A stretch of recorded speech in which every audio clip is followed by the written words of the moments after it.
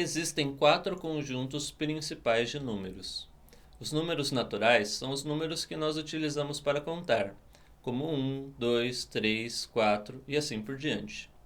Os números inteiros incluem, além desses, os números negativos, como -1, -2, -3 e assim por diante. Os números racionais incluem números que podem ser expressos tanto em forma de fração, como 1/2, como também dízimas periódicas, como 0,33333 infinitamente. E os números reais incluem, além de todos os outros, números que podem ser expressos como dízimas não periódicas, o mais conhecido deles como sendo π, mas também existem outros números, como o raiz de 2. Observe que esses conjuntos são encaixados. Cada conjunto engloba o conjunto anterior. Então seria de se esperar que os últimos conjuntos tivessem mais elementos que os primeiros. Por exemplo, é de se esperar que o conjunto dos números inteiros tenha o dobro do número de elementos do conjunto dos números naturais, certo? Errado. Se eu colocar os números pares do lado esquerdo e os números ímpares do lado direito, e embaixo eu coloco o conjunto dos números inteiros, eu consigo associar com flechas cada número natural a um número inteiro, e ninguém fica de fora. O que isso significa? Significa que o conjunto dos números naturais e o conjunto dos números inteiros têm a mesma quantidade de elementos.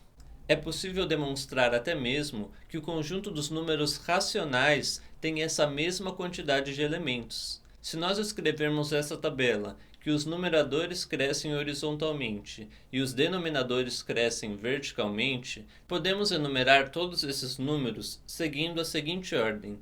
Começamos daqui, vamos para frente, descemos em diagonal, vamos para baixo, subimos em diagonal e assim por diante. Se dissermos que esse é associado a 1, esse é associado a 2, esse é associado a 3 e assim por diante, nós conseguimos listar todos os números racionais e ninguém fica de fora. E o que isso quer dizer? Quer dizer que o conjunto dos números racionais tem a mesma quantidade de elementos que o conjunto dos números naturais. E os números reais? Vamos supor que podemos fazer a mesma coisa, enumerar todos eles. Então esse é o primeiro número real, esse é o segundo, esse é o terceiro e assim por diante, até contemplarmos todos os infinitos números. Estamos supondo que incluímos todos os números nessa numeração, que a lista está completa e que ninguém ficou de fora. Entretanto, eu consigo provar para você que pelo menos um número está fora dessa lista. Vamos escolher um número tal que na primeira casa decimal seja diferente do valor da casa decimal do primeiro número da lista. Então, se aqui é 1, o nosso número vai ser 2. Na segunda casa decimal, ele é diferente do valor da casa decimal do segundo número da lista. Então, se aqui é 2, o nosso vai ser 3. E assim nós fazemos com todas as infinitas casas decimais. Esse número que construímos simplesmente não pode estar na lista, porque ele é diferente do primeiro na primeira casa decimal, diferente do segundo na segunda casa decimal e assim com todas as casas. Mas nós supomos que a lista continha todos os números reais, e mesmo assim eu consegui provar que pelo menos um número ficou de fora. Isso é uma contradição, é o que nós chamamos na matemática de absurdo. A lista tem todos os números e, ao mesmo tempo, ela não tem todos os números. A contradição existiu porque nós supomos precipitadamente que era possível nós enumerarmos todos os números reais, mas nós não demonstramos qual é essa enumeração. A gente pegou uma enumeração qualquer e mostramos que, independente da forma como nós escolhemos enumerar os números reais, pelo menos um número vai ficar de fora dessa lista. E o que isso quer dizer?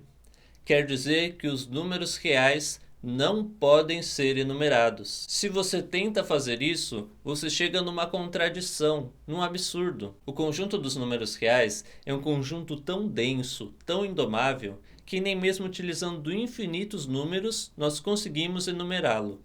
Ele é um tipo de infinito diferente. Ele é um infinito maior do que os outros. Esse papo doido de ficar contando conjuntos infinitos Além de ser algo que eu adoro, serve para nos ensinar as seguintes lições. Primeiro, a nossa intuição falha, e nós precisamos demonstrar as nossas afirmações com argumentos lógicos coerentes. E segundo, contanto que você faça sentido, não existem limites para a criatividade. Veja, nós estamos contando conjuntos infinitos. Por mais doida que seja sua ideia, se você validá-las com argumentos razoáveis, você vai conseguir convencer o mundo inteiro de que você tem algo importante a compartilhar.